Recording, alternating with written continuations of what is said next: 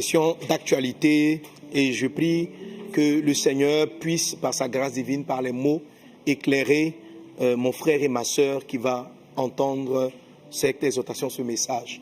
Que Dieu, dans sa grâce divine, t'éclaire. Amen. Alors, la problématique est posée en termes de blanc, noir, religion des blancs, religion des noirs. La problématique est posée autour d'abord. J'ai plusieurs réponses à l'intérieur, donc on va commencer déjà par un des premiers points. Donc j'ai le point de la race, j'ai le point en tant que tel du christianisme, du message de Jésus-Christ, de qu'est-ce qu'il est exactement, et puis un point sur l'élément de la colonisation ou de l'esclavage en tant que tel. Ok? Alors, premier aspect donc de la question, c'est l'histoire de la race. Les gens posent la question à savoir, ils réfléchissent en termes de race, de couleur de peau, etc. Je voudrais te dire de prime abord que Dieu est un esprit et qu'il n'est pas dans les histoires, il est au-dessus de la race. Il n'y a pas de race pour Dieu. Amen. Il y a des hommes qu'il a créés et ils sont tous son image. Alors je vais te montrer cela simplement. Ma peau est brune, ok? Si vous prenez la peau de quelqu'un qui a la peau rose, blanche, comme tu veux, et que tu enlèves, y a-t-il une différence entre quelqu'un qui avait la peau brune et quelqu'un qui avait la peau blanche? Y a-t-il une différence? T'as-tu posé la question pourquoi il y a combien de groupes sanguins? Est-ce qu'il y a des groupes sanguins pour les noirs et puis des groupes sanguins pour les blancs? Est-ce qu'il y a des groupes sanguins pour les noirs et puis il y a des groupes sanguins pour les blancs? Si tu vois un squelette, fais-tu la différence entre un squelette de blanc et un squelette de noir? Dès l'instant où vous enlevez la couleur de la peau, dès l'instant où vous enlevez la couleur de la peau, tout le reste à l'intérieur, entre ceux qu'on appelle les blancs ou ceux qu'on appelle les noirs, est identique. On a le même sang, on a les mêmes qualités de sang. Nous sommes tous de la même origine, tous de la même origine. L'homme est différent du singe. On ne peut pas te faire une transfusion sanguine avec un singe. On ne peut pas te faire une transfusion sanguine avec un porc. On ne peut pas te faire une transfusion sanguine avec une espèce animale. Par contre, quelqu'un de Chine peut transfuser, s'il a le même groupe sanguin, à un Africain, à un Européen, à un Caucasien. Parce que nous sommes tous de la même origine.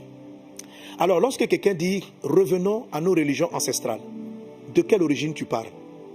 L'origine où on est venu en Afrique ou la première origine? Parce que nos parents aussi doivent chercher à revenir à l'origine de leurs parents. Et si on remonte ainsi la chaîne, on va aller là où toute l'espèce humaine a démarré. C'est-à-dire au premier créateur, Adam et Ève. Et la religion de nos parents, donc de nos traditions. Qu'est-ce que les premiers hommes? Qui les premiers hommes priaient? Qui est-ce qu'ils adoraient? Qui est-ce qu'ils adoraient?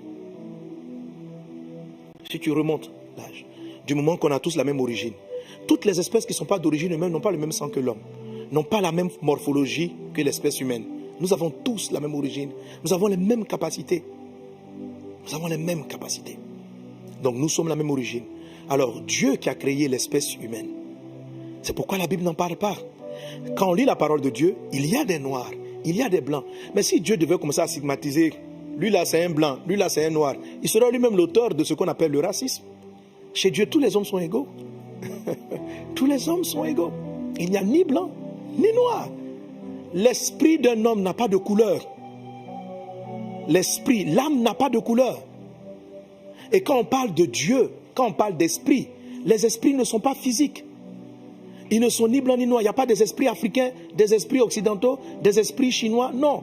Ça, ce sont les considérations totalement visuelles. Totalement visuelles. C'est pourquoi j'ai commencé par te dire, dès l'instant où on enlève la couleur de la peau, on se retrouve à l'intérieur tous pareils. Peut-être, bien sûr, on va faire une différence. Il est grand, il est court. Et puis, avec des petites analyses, on peut savoir de quelle origine il était. Mais quand tu vois un squelette d'un singe et puis tu vois celui d'un homme, tu fais totalement la différence. Tu fais totalement la différence. Ça, c'est des choses encore physiques. À plus forte raison, le monde des esprits, qui, lui, est encore plus caché. Il n'y a pas de noir. Il n'y a pas de blanc. Ça, c'est la dégradation morale de l'espèce humaine qui a entraîné à stigmatiser des hommes par leur couleur des yeux, par la couleur de leur peau. c'est la dégradation morale, spirituelle de l'homme qui a amené à faire cette différenciation. En disant ainsi, la tradition de nos parents, de notre chose, c'est réduire Dieu à nos palabres qui sont les conséquences de notre détournement de la voix de Dieu. Les esprits ne sont pas à ce niveau. Même pas l'Esprit de Dieu, ils ne sont pas à ce niveau. Ils sont au-dessus. Il n'y a pas d'ange noir, d'ange blanc, d'ange jaune. Il n'y a pas tout ça. Ce sont des esprits. C'est comme le vent. Le vent, le mot pour parler d'esprit, c'est le mot roi. Le vent. Tu connais un vent noir, un vent blanc, un vent asiatique, un vent jaune. Ça n'a pas de couleur. Et le vent, quand il commence à souffler, il traverse toutes les régions. Et c'est comme ça les esprits fonctionnent. Ils n'ont pas de couleur. Ça, c'est des considérations totalement humaines. Et si on veut donc parler de partir à la religion de nos ancêtres, c'est à quel niveau on s'arrête les ancêtres? C'est à partir de quand les ancêtres commencent? Le premier ancêtre qui avait le point d'origine de départ, qui a fait de qui toutes les espèces humaines descendent. Pourquoi remonter à ton village? Pourquoi remonter à l'an 1700? Pourquoi remonter à 1600? Va encore plus loin. Va chercher l'ancêtre de l'ancêtre de l'ancêtre de l'ancêtre de l'ancêtre. Et tu vas te rendre compte d'un dénominateur commun, c'est que dans toutes les religions, dans toutes les parties du monde, il y a un être qui est reconnu comme ayant tout créé. Comme ayant tout créé. C'est lui-là qui est l'objet de l'adoration. C'est lui-là que nos ancêtres adoraient. Chez les Baoulés, ici en Côte d'Ivoire, le Nyamien, là, le créateur, c'est lui la première adoration. Un jour, l'apôtre Paul arrive dans un environnement, il trouve plusieurs statues. Et chez les Grecs, contrairement à ce que vous pensez, les Européens n'étaient pas chrétiens. Ce n'est pas la religion de base. Si vous lisez le livre des Actes des Apôtres, vous allez voir par exemple, je te donne un passage. Amen. Est-ce que quelqu'un avec moi donne un bon amen à Jésus? Hein? Si tu remarques, si tu vas dans Actes chapitre 19, l'apôtre Paul arrive à Éphèse. Lisez les évangiles. Il va rentrer en Europe. Et c'est dans l'Europe, en Grèce, en Turquie actuelle, qu'il va voir des idoles, des fétiches que les gens adoraient. Comme en Afrique. Partout, les gens ont toujours adoré ces esprits. Et l'apôtre Paul va prêcher la parole de Dieu. Au point où, en Actes chapitre 19, les gens se sont plaints. Il dit ceci, ces paroles ayant rempli de colère, ils se mirent à crier, grande est la Diane des Éphésiens. Éphèse, c'est en Turquie. Et c'est la partie européenne de la Turquie. Toute la ville fut dans la confusion. Et ils se précipitaient tous ensemble au théâtre, entraînant avec eux Gaius et Aristarque, Macédoniens, compagnons au voyage de Paul. Paul voulait se présenter devant le peuple, mais les disciples n'empêchèrent.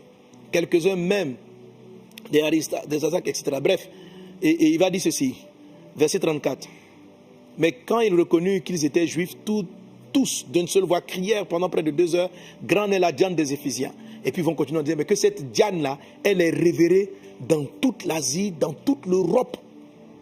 Donc, dans tout le monde entier, c'est-à-dire, il y avait une idole que leurs ancêtres adoraient depuis longtemps.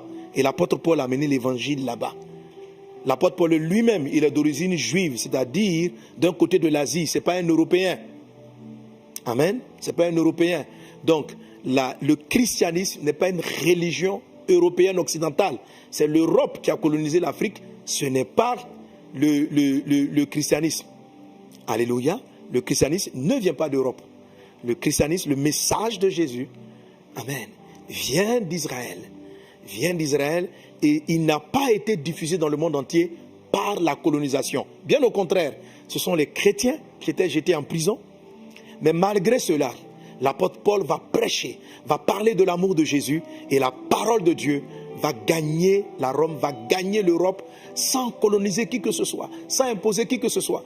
Et les hommes de manière volontaire vont jeter eux-mêmes leurs fétiches. L'apôtre Paul va prêcher ainsi dans un endroit, il va dire ceci. Vous avez écrit à un Dieu inconnu, je suis venu vous parler de ce Dieu.